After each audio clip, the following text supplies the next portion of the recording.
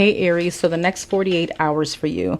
I see that there's a lot of stagnation currently going on, especially a lot of mental overthinking here in the situation. I feel like there is a decision that you're trying to make on whether or not you want to continue investing in something, whether it's love, it's work, whatever that may be for you. And there's a lot of overthinking, whether to stay, to go, continue investing in this.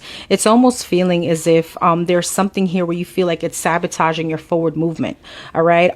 Because you feel like, yes, there has been the investment, but now looking back on it, what have I gained so far in this process? I feel like with the Hangman, the Queen of Wands, it's almost like you're gaining a shift in perception on whatever the situation may be for you, as if you may be wanting something new or something that's more aligned with you, questioning whatever this is. Is this aligned with me?